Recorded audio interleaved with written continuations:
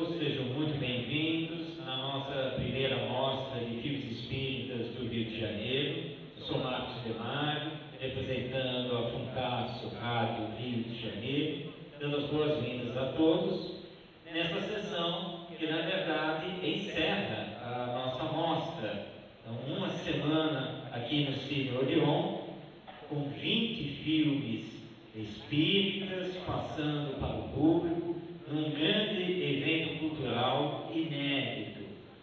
E nós hoje vamos encerrar essa mostra de filmes espíritas com o best-seller, que é o filme Nosso Lar, com base no livro de mesmo nome do espírito André Luiz, através do médium Francisco Cândido Xavier. Após o filme, a exibição do filme, nós teremos aqui um debate que vai comentar o filme, sua repercussão e assim por diante, com vários convidados. Entre esses convidados, nós vamos chamar aqui ao palco o diretor do filme, Wagner Assis, que já está presente, vai fazer parte do nosso debate.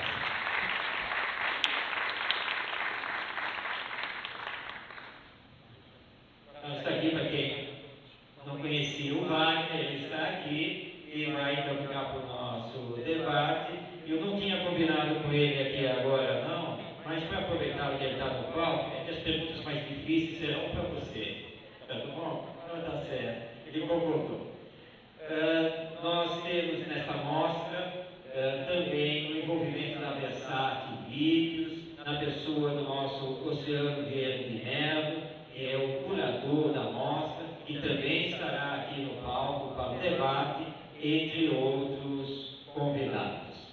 Antes de exibirmos o Nosso Lar, nós temos 2 curta-metragens, surpresas, brinde para vocês e que nós esperamos que todo mundo goste desses 2 curtas. Então vamos passar os curtas e, na sequência, o filme Nosso Lar. Então, vamos dar sequência à nossa primeira mostra de filmes espíritas do Rio de Janeiro.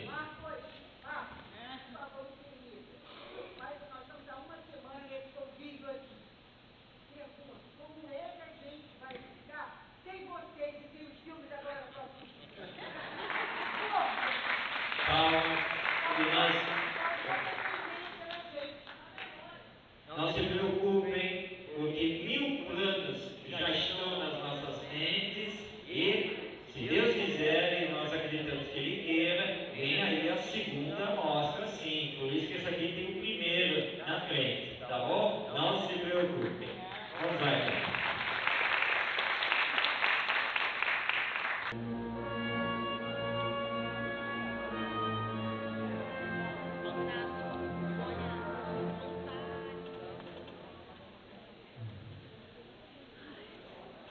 Muito bem, nós vamos preparar aqui o nosso palco para realizarmos o debate em torno do filme Nosso Lar. Então nós vamos compor aqui, chamando os nossos debatedores. Nós vamos iniciar chamando aqui o palco o diretor do Nosso Lar, Wagner Assis.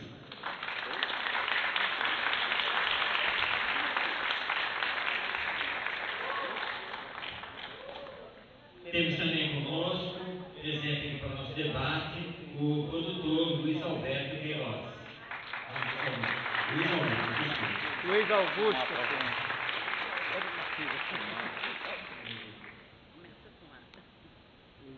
Vai participar também do nosso debate o curador da nossa mostra, também cineasta, Oceano Verde de Melo.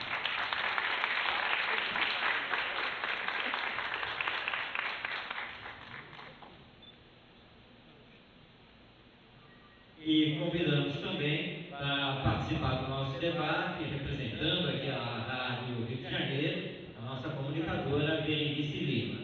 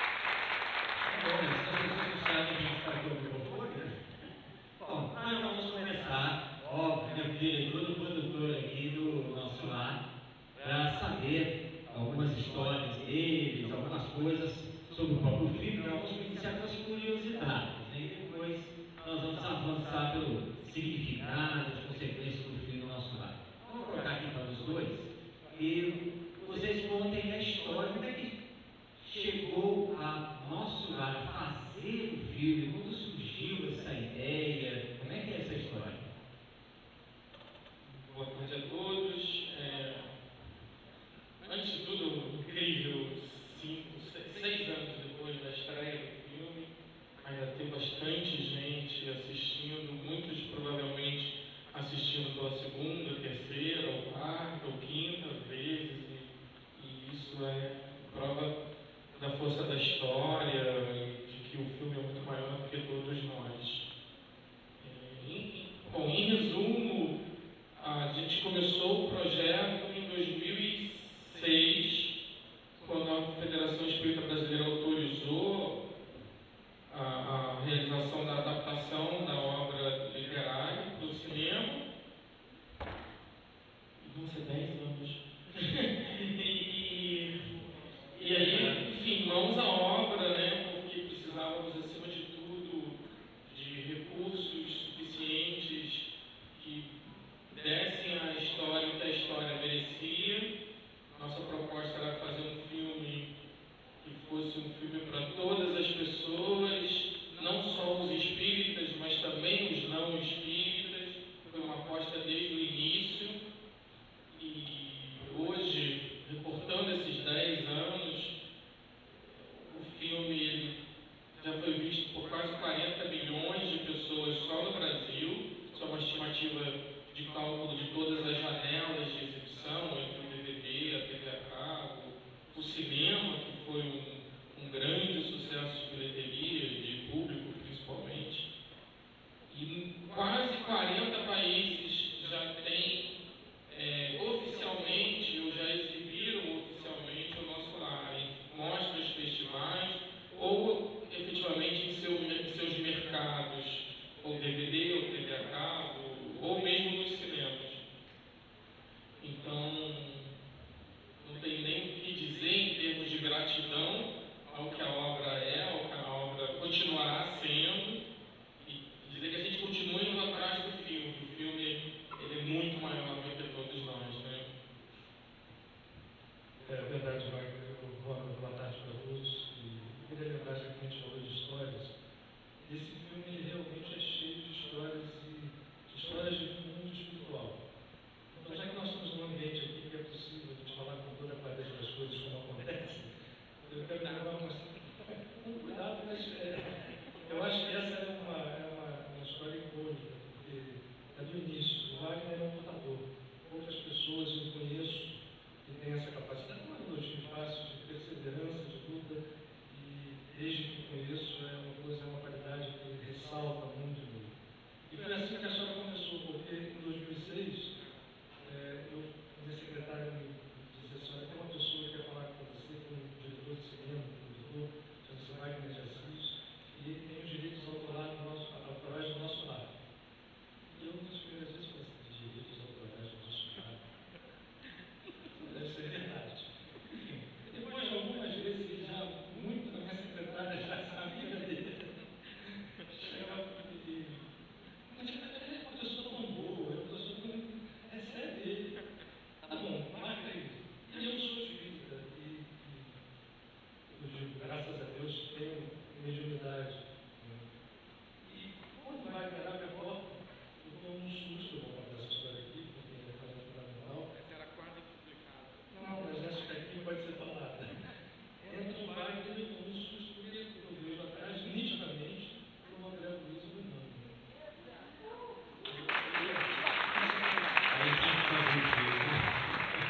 Aí a luta começa, depois ele conta melhor, porque isso foi o início de uma luta em que a gente, em alguns momentos, achou tá difícil, porque vocês imaginam um patrocínio com um filme desse, quantas pessoas eram fechadas, quantas empresas eram fechadas, e na última hora desistiram, e a gente via que havia uma luta grande até que todas as coisas foram se ajustando.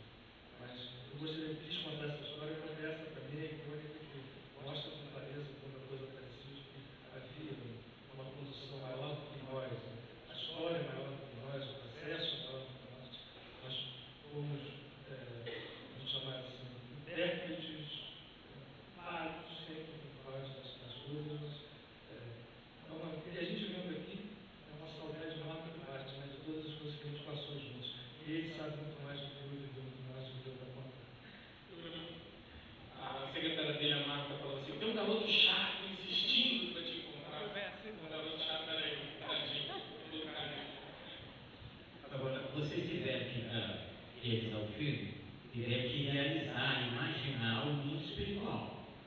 e nós percebemos que existem muitos efeitos especiais no filme. Como é que vocês chegaram a montar isso, a essa concepção que está no filme? O roteiro ele nasceu ao longo de mais de 1 ano, 2 anos, né? Pelo menos de trabalho 24 horas por dia, porque quando você escreve o roteiro, você escreve muito quando você não está digitando. Digitar é só a parte final do trabalho.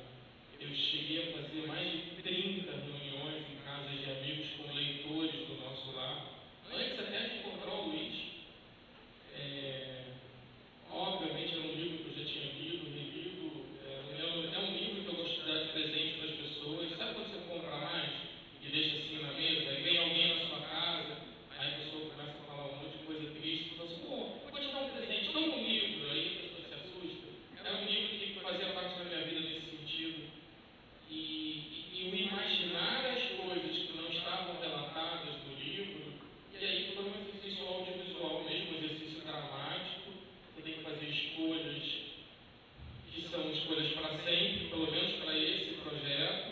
Se daqui a 10 anos alguém refilmar o nosso lar, muito provavelmente vai fazer outras escolhas. O livro tem 50 capítulos e efetivamente o primeiro, o segundo, o 49 e o 50 são a respeito do André Luiz, e todo o resto fala da história da colônia. Então era preciso sintetizar, fazer escolhas, juntar personagens. Tem muita gente que reclamou, mas é a história da mulher, do aborto. Gente, não dá para contar tudo, você tem 1h40. A gente falava, vai ser um filme de 50 horas. Isso é uma questão do roteiro. E aí depois a gente precisava de gente capacitada, valores suficientes para que isso pudesse se transformar em audiovisual. Né? E acho que é importante também nessa luta, a gente começa a acompanhar desde o início, vamos imaginar onde, né, e talvez você tenha visto que o mundo espiritual anda na frente. Então, o modelo de uma cidade como Brasília começou a passar na cabeça do Wagner de como se ambientaria o nosso lar descrito pelo André Luiz, mas de uma forma que não ficava muito claro para nós. Se falava na arquitetura, se falava, mas não se dava um estilo para isso. O livro não é detalhista quanto a isso.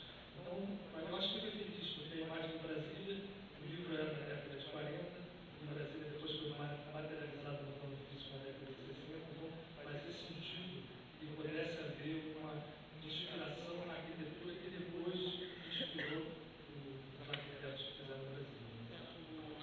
O Niemeyer e o Calatrava também, que eram dois caras que eu acho que estão muito à frente do nosso tempo, e eles vieram como inspiração para a cidade, mas tinha coisas impressionantes, assim. A diretora de arte tinha questões ao longo do processo de visualização. Eu nunca esqueço dessa. Ela chegou para mim e falou assim: chove em nosso lar? Não, porque eu tenho que saber, porque se as ruas vão ter respingo, se os postes vão ter respingo, tem outro tipo de envelhecimento. E você imagina ser eu, como foi que eu descobri essa resposta, pelo menos para o filme. A resposta eu deixo para vocês, se vocês quiserem ponderar a respeito disso. Essa foi só uma de provavelmente umas 450 questões desse nível. Onde é que está o jornaleiro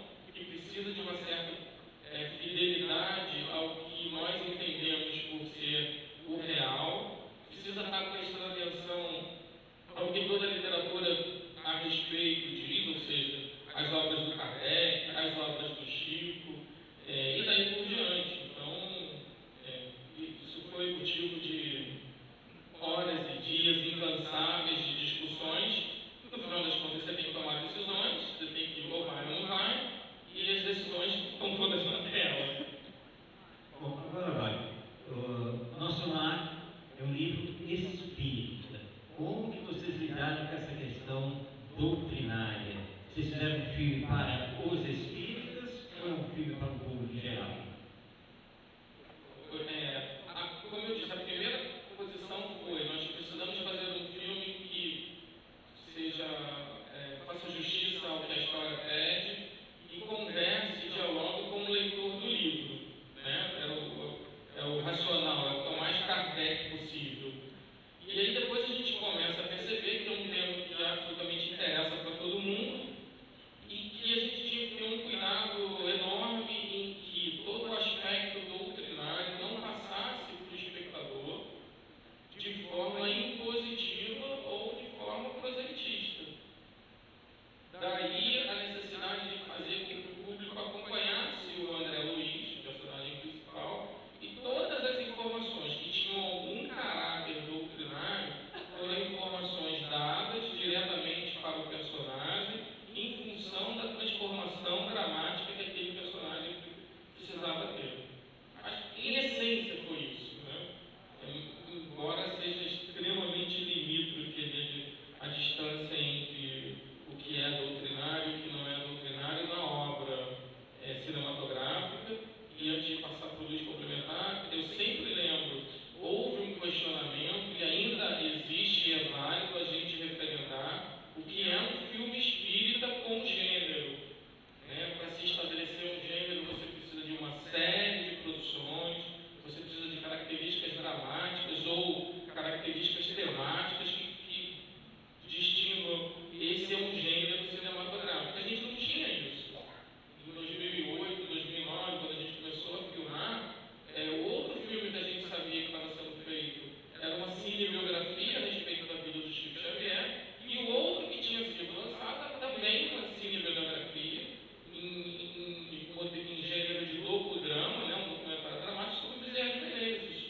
E, eventualmente, o filme espírita, acho que ele ainda não se construiu como um gênero, embora seja válido esse tipo de posicionamento, mas a gente não vai conseguir fugir aos gêneros tradicionais. Porém, a temática espírita, ela hoje tem força e provou que tem possibilidades mil para ser incorporada aos gêneros clássicos e as histórias serem bem contadas. Você só vai ao cinema para ver uma boa história. Eu vou ao cinema para ver uma boa história bem contada. Você faz uso de gêneros e temáticas, mas se for ruim, você vai sair frustrado. Só um pequeno remate, porque essa pergunta eu acho bastante interessante e ela foi objeto de muita discussão, porque qual era a ideia? Não era um filme para os espíritas, era um filme para todos, em que se pudesse passar o básico da doutrina, todos os pilares básicos, através do personagem, da própria vivência dele, como a experiência da desencarnação, da sua própria consciência depois, num mundo espiritual que tem uma semelhança muito maior com o plano físico do que parece, o caráter evolutivo, a reencarnação e tudo mais. Mas que isso não prendesse, ou não deixasse de puxar para o cinema aqueles que não eram espíritas, ou que não se dizem espíritas,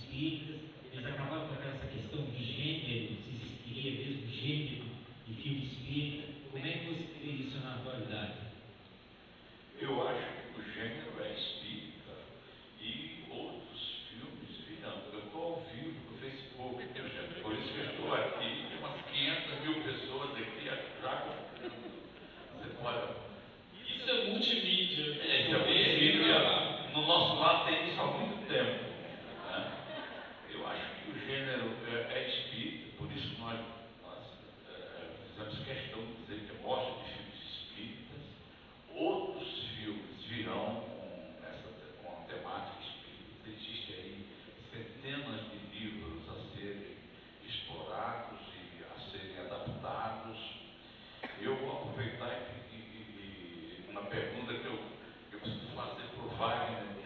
Eu assisti o filme lá em São Paulo, lá em avant-première, como dizia antigamente. Wagner, eu gostei muito de 3 cenas poéticas do cinema que você adaptou, que não, logicamente não está no roteiro, mas uma delas, inclusive, me emocionou muito na hora. Eu estava junto com Marival Veloso, que era o presidente da União Espírita Mineira, e nós dois nos abraçamos e chegamos às lágrimas, que é aquela cena da Chica da Silva identificando o espírito André Luiz. Essa realmente é uma coisa que os críticos de cinema não vão identificar, porque eles não entendem essa coisa bem espírita, né? E eu amei que você colocou Emmanuel também no filme, porque as pessoas poderão até perguntar, mas por que tem o Emmanuel se no livro não tem? No livro não tem nada do Emmanuel. Tem sim, Emmanuel fez o prefácio do livro, e era ele que cuidava do Chico, né? E a cena do cachorro, o animal reconhecendo o espírito na volta dele para casa. A minha pergunta para você é o seguinte: mais uma cena que eu não identifiquei? A cena da Chica Xavier como médium, em referência clara a uma outra tradição espiritual, né, que convive diretamente, foi uma boa ideia dada por esse rapaz aqui do meu lado, né? Que no sentido de abrir o filme, a gente tentou identificar pontos em que a gente pudesse, dentro do processo de adaptação, abrir e contar essa história para todo mundo. Então, essa foi uma. Vou contar uma daquelas particularidades, sabe, a versão de comentários do diretor. Quando vocês forem ver novamente o filme, né, e me desculpe, olhem para a mão esquerda dele no momento em que ele se aproxima do cachorro, e vocês vão ver que a mão esquerda dele está fechada. Está fechada porque tem uma salsicha ali, que era para atrair o cachorro até ele. E a gente tentou algumas vezes, o cachorro nunca passava perto dele. E o Renato tem medo de cachorro. O cachorro era enorme. A gente mostrou o cachorro pequenininho e o cachorro era enorme. Foi a conversa. E aí a gente, eu falei, gente, produção, me arrumou alguma coisa para o cachorro vir comer na mão dele. Primeiro take, o cachorro abocanhou a mão do Renato. Ele ficou apavorado. Eu não vou fazer essa cena. Eu falei, Renato, o cachorro tem que vir até você, senão não tem saída.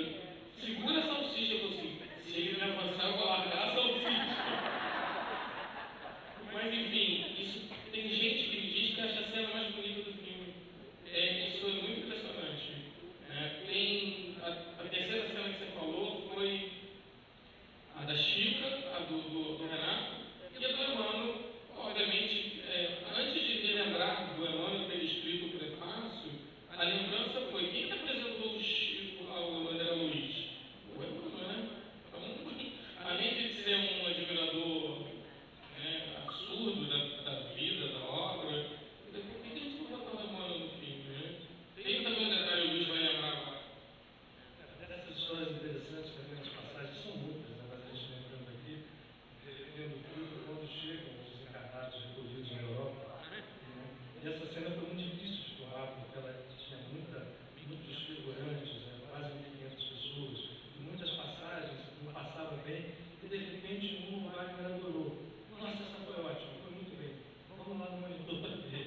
Porque todo mundo se portou bem, todos os figurantes fizeram direitinho. E aí foi bem, de repente, de uma de relógio ou óculos escuros. Vocês podem imaginar que naquele momento alguns palavrões foram ditos por todos.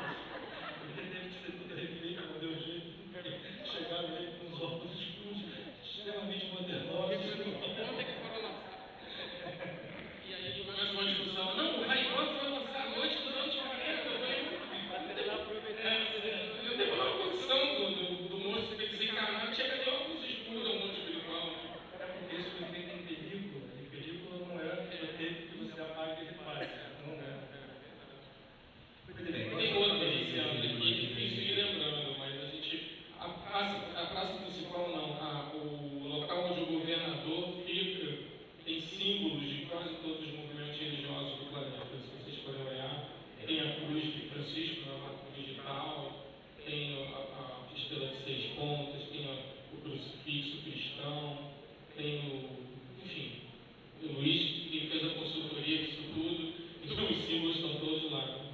Quando eu assisti o filme, eu logo percebi isso também, foi um comentário que eu fiz lá com a minha esposa. A Berenice Lima está participando aqui conosco.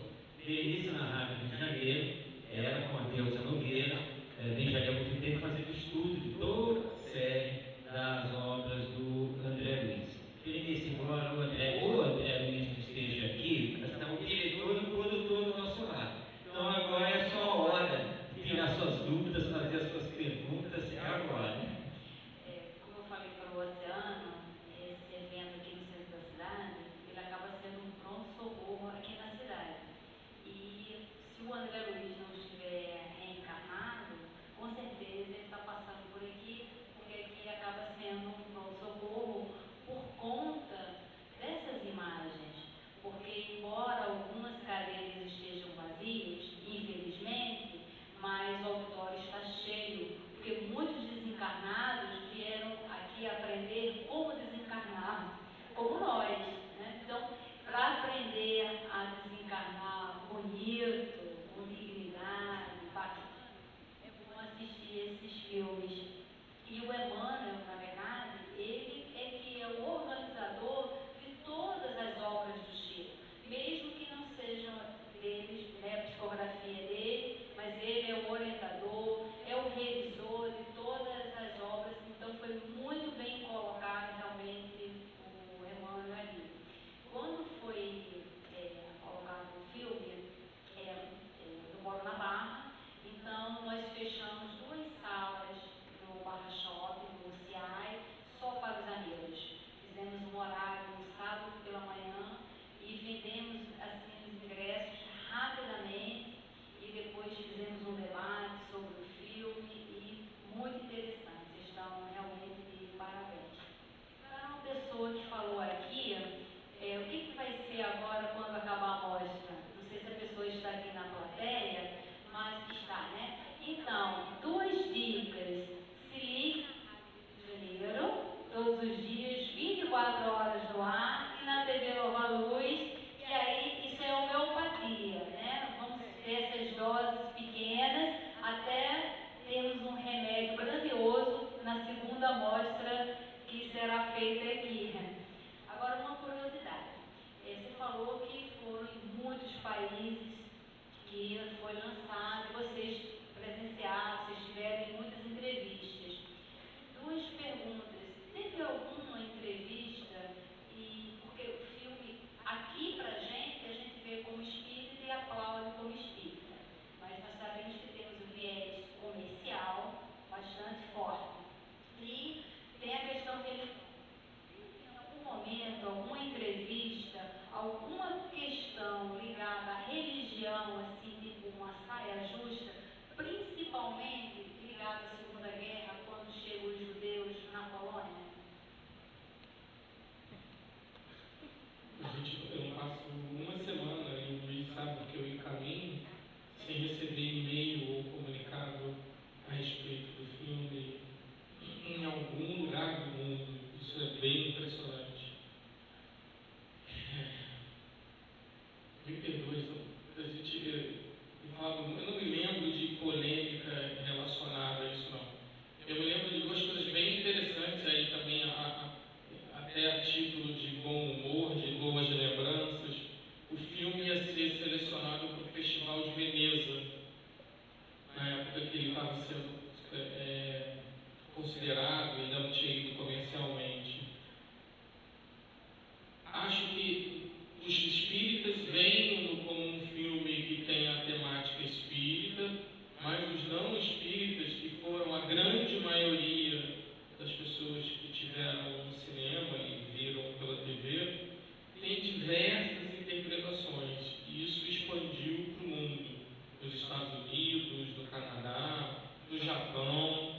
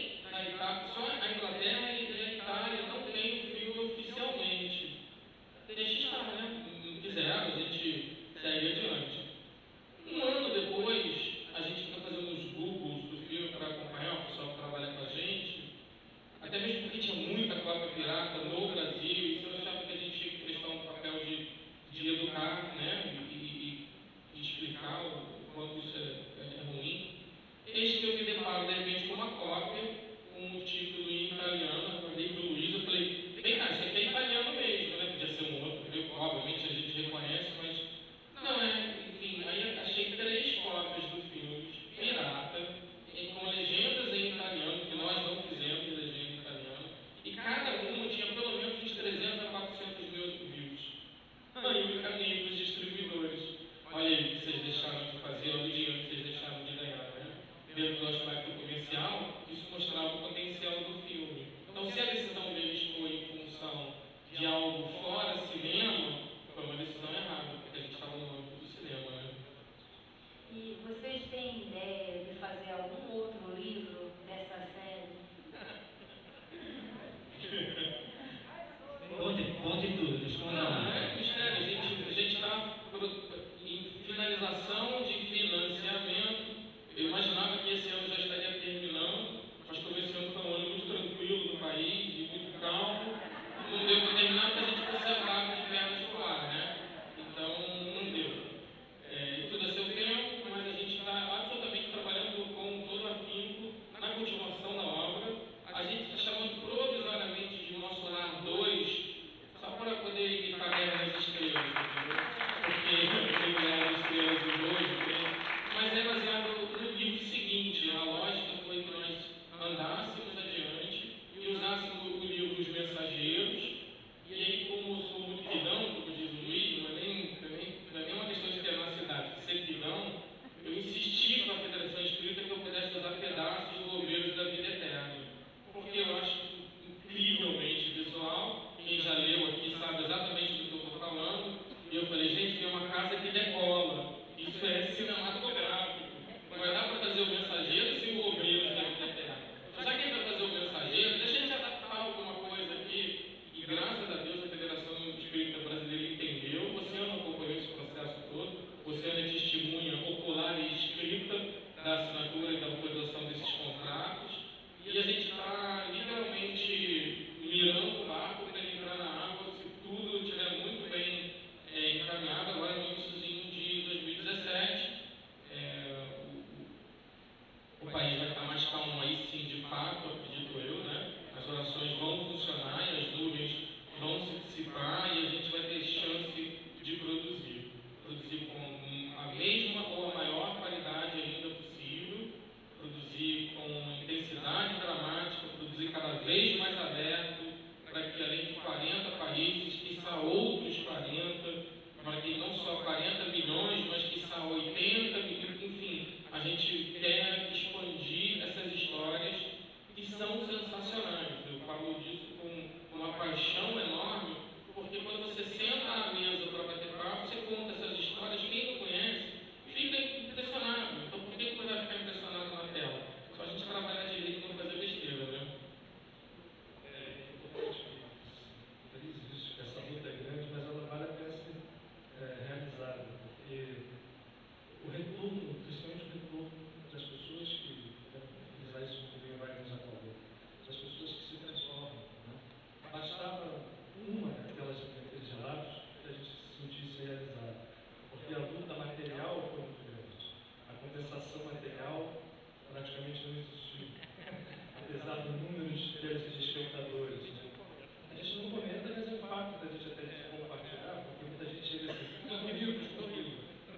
Na verdade, não houve patrocínio, o subsídio do filme foi o mínimo possível. E isso faz com que a gente entenda que essa luta vale a pena viver.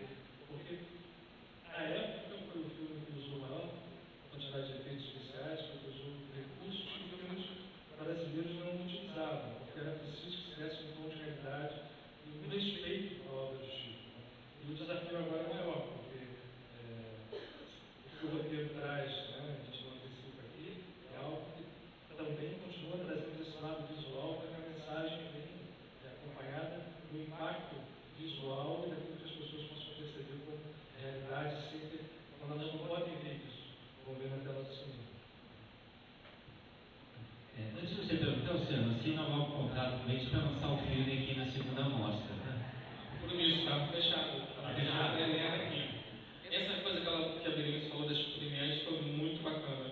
Só que, efetivamente, essas premiadas foram de verdade. Se é que você me entende. Wagner, você fez uma grande quantidade de efeitos, a trilha sonora foi feita por um grande maestro do cinema mundial. E o que esse pessoal lá fora achou desse tema maluco, que tem um outro mundo lá que nós achamos que é verdadeiro, que não é ficção? Qual foi a opinião dele? O Philip Glass, o Gostando está falando do Philip Glass, é realmente, talvez, você conte na mão dos 5 grandes compositores de cinema vivos. Foi um daqueles esboços de quase loucura e ousadia que você tem que falar, por que não, né? Por que não? Então a gente conseguiu que ele lesse o roteiro, ele chamou a gente a Nova York, ele tinha entendido o filme inteiro. Eu ainda brinco assim, pô, o cara é amigo do Saibago, entendeu? Bate-papo com o Dalai Lama. Ele entendeu tudo em 5 minutos e fez uma obra impressionante.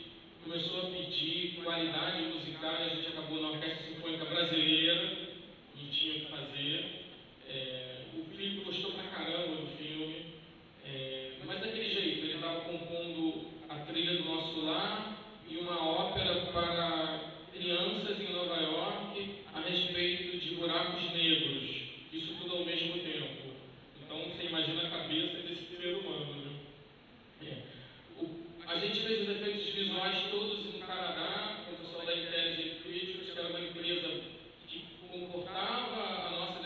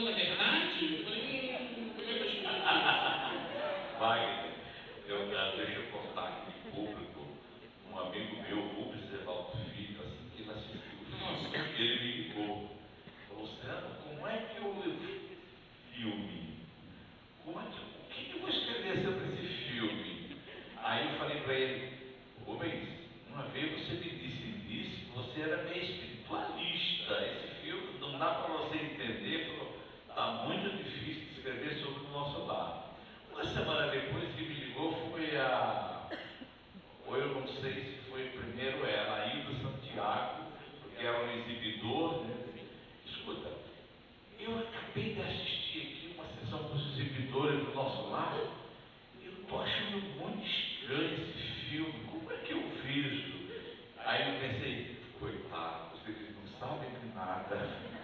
Era uma grande incógnita. Vou dizer uma coisa para você. Você falou dessa exibição estar cheia, e realmente dá a impressão que me deu que estava cheia mesmo. Uma das coisas que foi dito para a presidente da Fox, a Fox é a empresa que distribuiu o filme, era que ela espalhasse sobre a mesa dela todos os cinemas onde o filme seria exibido. Por que tem que fazer isso, Leão, Patrícia? O Luiz e outras pessoas nos aconselharam. Você imprimisse e espalhe aí, imprime e espalhe, só isso. Para que, Wagner? Eu não sei, Patrícia, espalhe e faça isso.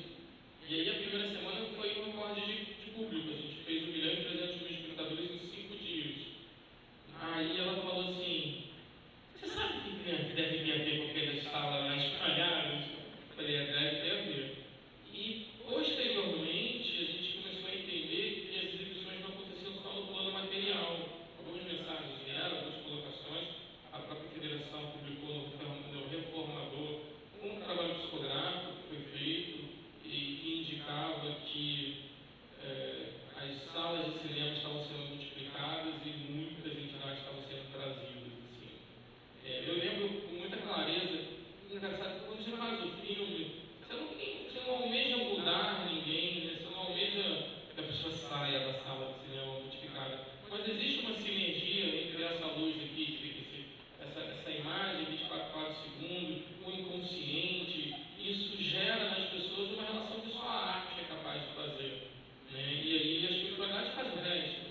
Muitas pessoas chorando muito naquelas premières, assim, desabando, né? E o cara, que catarse isso provoca de coisas represadas. E no contrário também em menor escala. Se me permite um segundo, eu sempre vou para frente de um cinema no primeiro dia de exibição, na sexta-feira, na primeira sessão, todos os filmes que eu faço. E aí eu fico rezando, né? Se chegar alguém, o filme vai bem. Se não chegar ninguém, já era, né?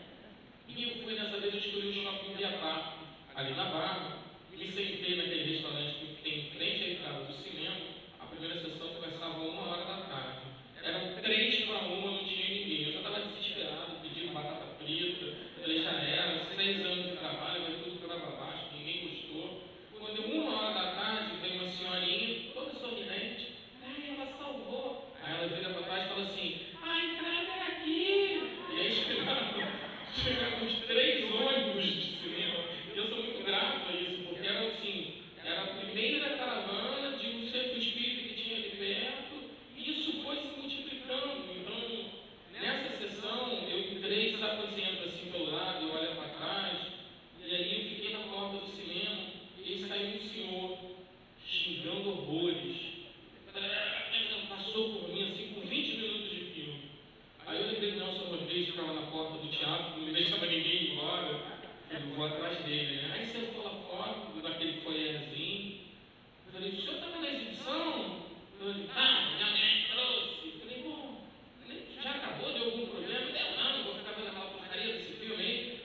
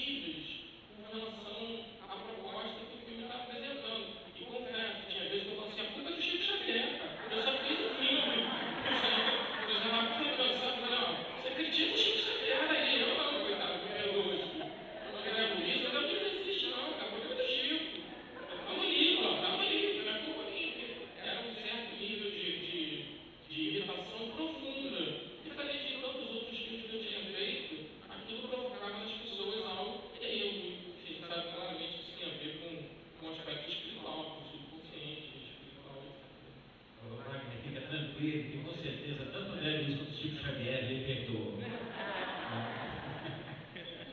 Mas o próprio choro das pessoas, mesmo que não sejam espíritas, é porque elas também já morreram um dia.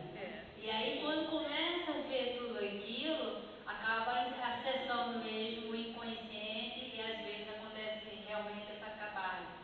Tanto no nosso programa na rádio, quanto no centro espírita, na hora do atendimento fraterno, nós temos o hábito de receitar livros e filmes. O filme nosso lá já foi doado assim, muitas pessoas. Às vezes ficava pilhazinha, porque às vezes a pessoa falava que não conseguia ler, não tinha concentração para ler, ou tinha dificuldade de ler, e a gente dava o livro. Realmente, eu acho não, este filme, ele fez um bem à humanidade, não só encarnada, como desencarnada também. Isso aí pode ter passado até lá no umbral. Vamos fazer aqui para a plateia? Vamos, né? Mas antes eu preciso fazer uma pergunta para os dois. Por que a Globo exibiu o Nosso Lar às 2h30 da madrugada? Deixa eu responder que é mais fácil. Vocês viram que eu posso... Quando você assina o contrato, você não pode determinar horários. Não foi às 2h30, foi 1h da manhã. E aí eu comecei, é óbvio que eu reclamei, óbvio que a gente reclamou, óbvio que não teve anúncio, óbvio que a gente reclamou porque a Globo Filmes é sócia do filme. Mas aí um ex-companheiro que trabalha lá, o Roberto que trabalhou lá, ele falou assim, Wagner, quantos pontos de audiência deu? Eu falei, pô, deu 8 pontos, 9 pontos, podia ter chegado a 25, 26, ele falou assim, Wagner, 9 pontos são 6, 7 milhões de pessoas. Tá bom. 4 vezes, passou 4 vezes de madrugada, não passou nenhuma vez em prime time, nenhuma. Eu pensei, gente, não está no meu alcance, é óbvio que a gente reclamou oficialmente, é óbvio que talvez eles tenham entendido isso, mas o que eu posso fazer? Não era para ser tela quente, era para ser corujão, de repente os espíritos trabalham melhor depois da meia-noite, sabe lá, né? E aí, mas passou, e é importante que passou, em compensação está indo para 24 vezes 3, 24 vezes 3, por favor,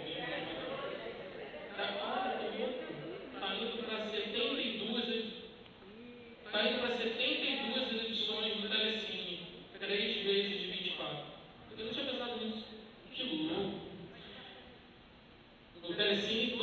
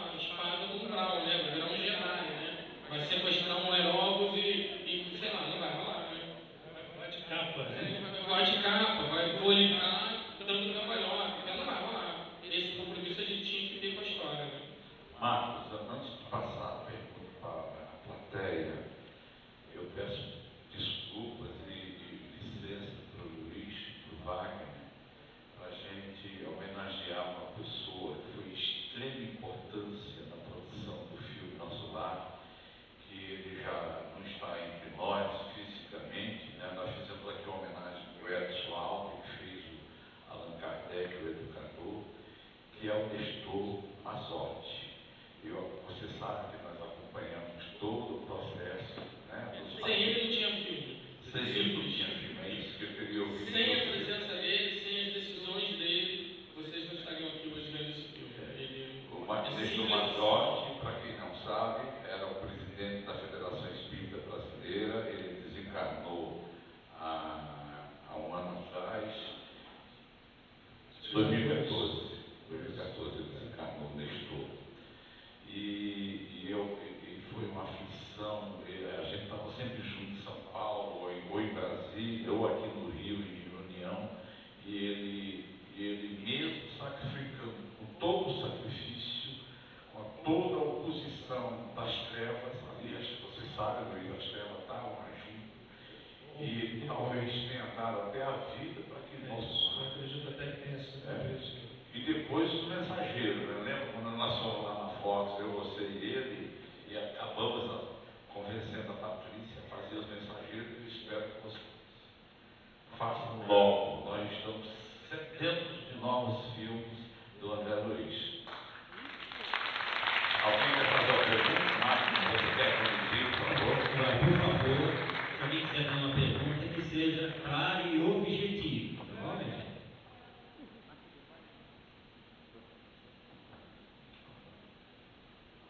Olá, eu sou Esli e eu achei interessante. Vi o filme, eu sou espírita, e sobre o filme, tá? Vou perguntar. No momento em que o André Luiz chega, ele vai ao, chamamos, né, Vale das Trevas. E os demais que eu observei, que vêm chegando dentro do filme, decorrer do filme, não passam pelo Vale das Trevas. Eu queria saber o seguinte, todos são bonzinhos, não precisou passar lá? Você está falando do momento em que existem os que chegam de resgate? Os que chegam mortos, né, falecidos.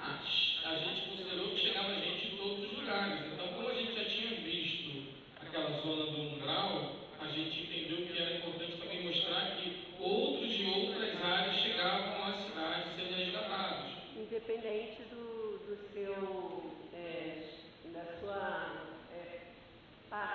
passagem na Terra. Não dava para contar a história de todos eles, né? Não, eu digo assim, eu espiritualmente achando que todos deveriam passar por uma fase antes de ir direto. Não? Bom, assim, a minha literatura toda. Não, tudo bem. A gente entende. Olha só, é porque na verdade essa pergunta é uma pergunta doutrinária. Né? Ele no filme, ele fez uma adaptação da história, das várias histórias do nosso lar. Né? Agora, a sua questão é, todos nós quando encarnamos temos atenuantes e agravantes. Para onde se vai necessariamente, há uma individualidade de cada um. Então, nem todos vão para o mesmo lugar, nem todos os suicidas vão para o lado dos suicidas, e aí por isso que a gente tem que estudar todas as obras para a gente ir identificando os atenuantes e agravantes. Ok, obrigada. Eu queria mesmo ter falado com alguém Deixa eu dizer uma coisa para você. Os jovens que nunca tinham ouvido falar a palavra umbral, eles falavam assim, ó, tu vai morrer e vai pro grau, hein? Então isso criou uma consciência de que existe uma consequência para determinados atos.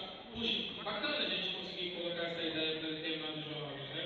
Isso virou paródia, tem piada na televisão, alguns programas humorísticos fizeram piada com isso, e aí determinados espíritos reclamaram. Gente, é maravilhoso, porque a piada é a expressão do movimento cultural, né? Enfim, e aí se você determina isso, se você demarca isso, é maravilhoso, né?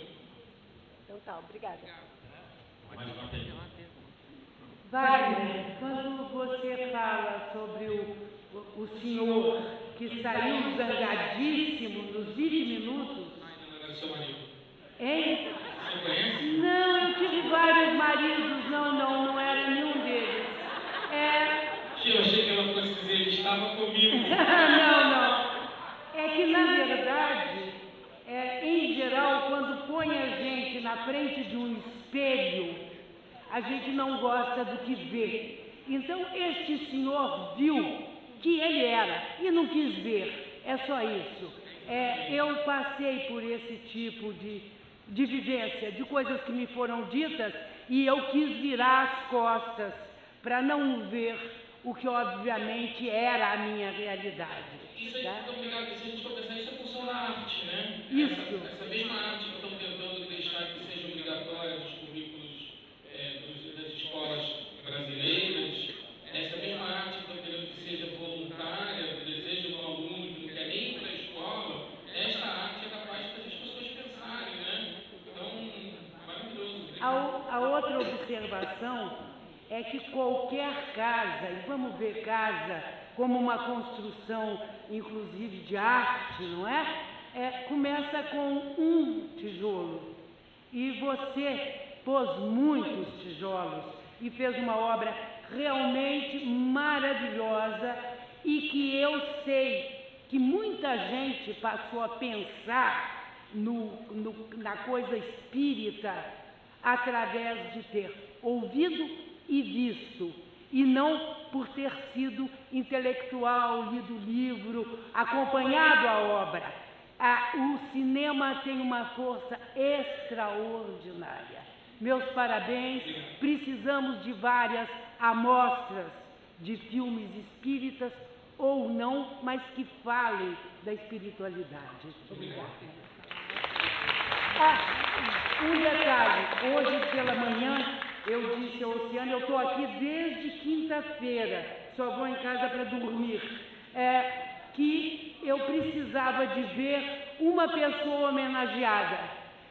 Ele fez muito, resgatou pequenos filmes, enfim, é um pesquisador maravilhoso, mas quem está sempre segurando a câmera é esta senhora aqui. Então, uma homenagem à mulher dele, a grande companheira.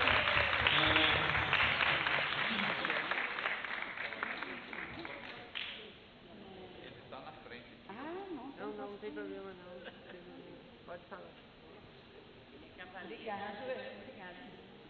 Boa tarde, meu nome é Roberta. Parabéns pelo filme. Lindo, eu acho que hoje deve ter sido a quarta vez que eu vi.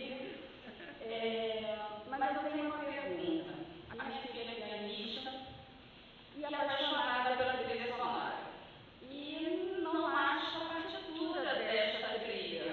Teria onde disponibilizar? A gente não pôde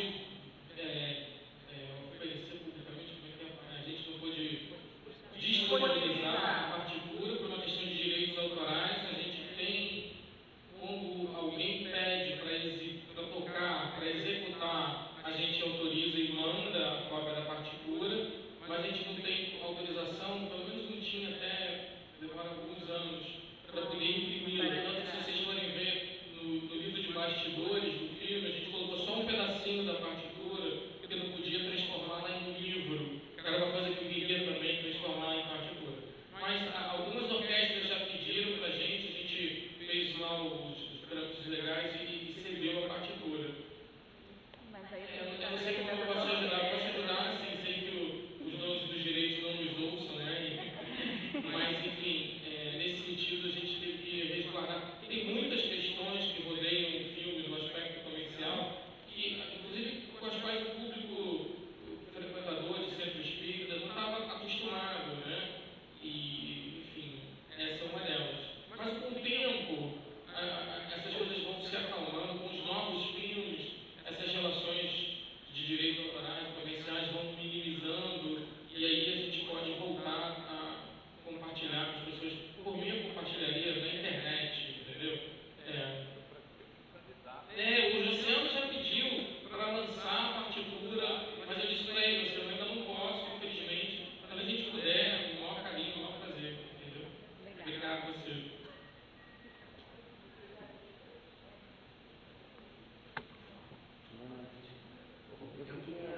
Eu queria ser ouvido como um anônimo, um espectador anônimo.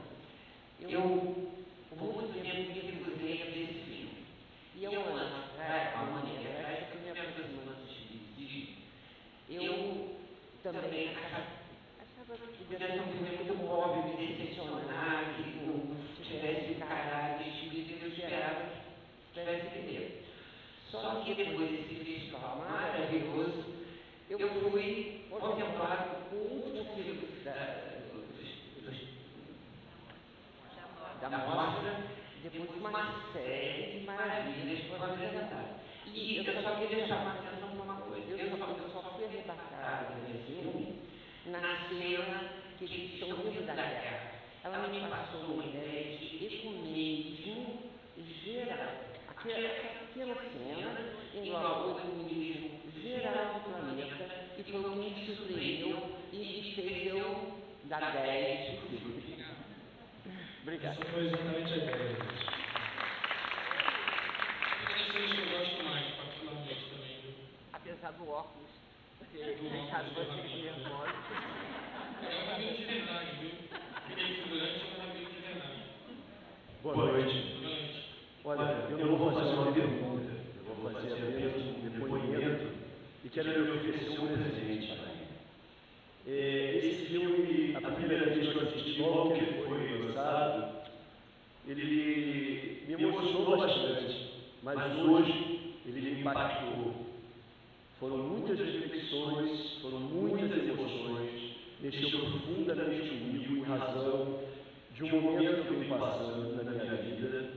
Enfim, o que eu quero te dizer é o seguinte, esse livro que eu vou lhe oferecer, que o Luiz inclusive conhece, para ter uma sincronicidade do nosso reencontro aqui agora, é a história da minha vida passada e da minha vida atual, é uma história de reencarnação real. A chancela é do Leonardo Boff, as notas de orelhas são do jornalista André Pinheiro, e eu fui um índio que morreu no dia 29 de dezembro de 1890, no massacre de Wanderlei, da Banda do Sul. Esse livro iria ser um filme de um grande produtor aqui do Brasil. Porém, a questão ambiental impediu a realização desse filme, devido aos seus comprometimentos com governos anteriores. A história de Belo Monte, eu abordo o capítulo relacionado à questão ambiental.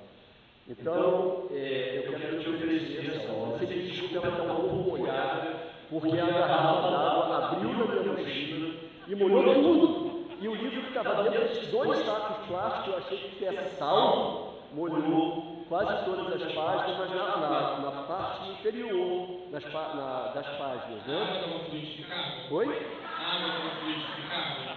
Olha, ela não estava fluidificada, mas estava alcalinizada, porque a minha água veio com cloreto de magnésio, bicarbonato de sódio e sal do Himalaia. É uma água especial, entendeu? Mas é com muito carinho e respeito que eu lhe passo essas páginas. Muito agradecido. Meu nome é Cipré Figueiredo. Obrigado. Eu vou contar que tem mais um filme, né? Você não queria que eu contasse, mas eu vou contar. Tem mais uma pessoa para fazer. Tem mais uma. Então, uma última pergunta para a plateia. Você começou o debate falando sobre a questão do gênero espírita, né? Que ele ainda não estava constituído, não podia falar que era uma coisa em movimento. Eu acho que essa mostra, ela foi o melhor momento que nós tivemos para refletir justamente sobre esse gênero que vocês estão construindo, né? Todos vocês aí. Depois dessa mostra, dessa oportunidade, qual o passo que vocês acham que precisa ser dado para que esse gênero vigore? Filmar. A gente precisa filmar, a gente precisa contar a história.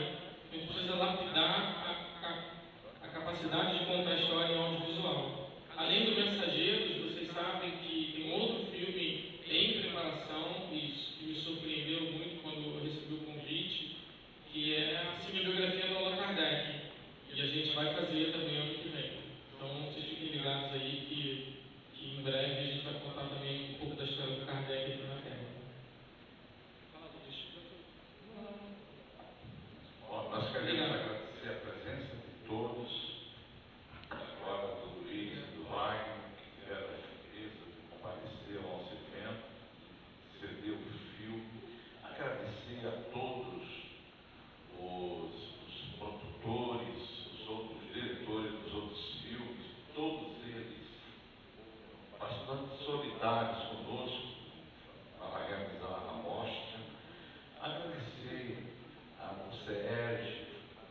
Janeiro, a Tasso, foi nosso parceiro, a Sérgio, que não mediu esforços para que nós tivéssemos esse massacre de filme espírita. Foram mais de 45 horas de filmes totalmente na codificação kardeciana. E dizer que Chico Xavier, que é o nosso grande médium, ele tem 8 filmes, ou sobre a vida dele, ou sobre a obra dele. Este homem extraordinário, que fez a caridade de nascer no Brasil e ser nosso contemporâneo. Esse Chico, tanto nós brasileiros devemos, né? A esse Emanuel, que quando eu vi ele ali na tela do nosso live, eu sou emanuelino, sou mariano, me lembra muito Pico Paia, né? E agradecer a Deus pela oportunidade dessa primeira mostra, agradecer aos voluntários. Nós tivemos poucos voluntários, mas especialmente a Cristiane, a Sheila, Mônica, Paulo, todos vocês, gente. Eu estou fugindo do nome agora, o Márcio, Sheila, que você cuidou do visual. Que Deus te abençoe, porque eu não teria capacidade, muito menos dinheiro, para poder fazer tudo isso, né? Então, e agradecer especialmente a minha mulher, que me apoia, está sempre. Eu já estou há 45 anos com ela, casado, com filhos, com netos. Sem ela, logicamente, eu jamais realizaria essa mostra. E vocês da Rádio Rio de Janeiro que divulgaram, e principalmente também, gente, a direção desta casa de cultura. Esta casa tem quase 90 anos. E a família Severiano Ribeiro nos acolheu como se nós fôssemos da família deles. Porque eles sabem que nós espíritas somos solidários, queremos a paz, pretendemos amar a humanidade, né? Então eu, num gesto de humildade, agradecer a Deus, a Jesus e aos benfeitores espirituais que nos ajudaram a realizar essa mostra. Deus seja sempre louvado. E nesse encerramento da primeira mostra de filmes espíritas do Rio de Janeiro, nós prestamos aqui a homenagem ao Nestor Mazzotti, que já retornou à parte espiritual. Nós vamos também aqui prestar a nossa homenagem ao Gerson Simões Monteiro, esse grande trabalhador do movimento espírita do Rio de Janeiro, esse homem que abriu portas imensas ao apoiar também os filhos espíritas, e que assim que o Oceano fez contato com ele com a primeira ideia desse evento, o Gerson não pensou 2 vezes. Eu pego o avião e venho aqui para o Rio, que nós já vamos sentar aqui na Rádio Rio de Janeiro e começar a planejar. Circunstâncias da vida, ele não pôde estar aqui conosco, já que se encontra aí em tratamento de saúde, mas fica aqui nosso pleito de gratidão, esse nosso grande amigo e batalhador, que é o Gerson Simões Monteiro.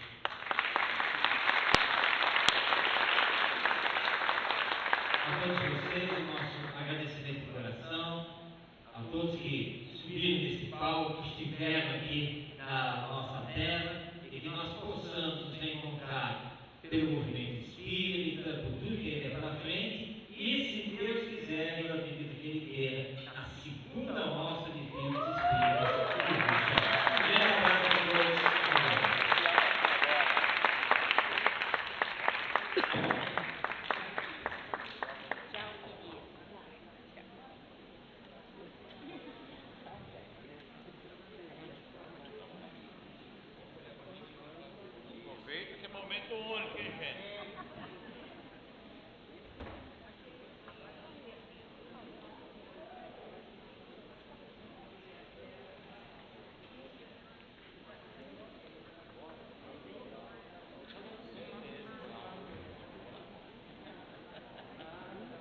bloco moral com ele. Querida, até a próxima. Obrigada.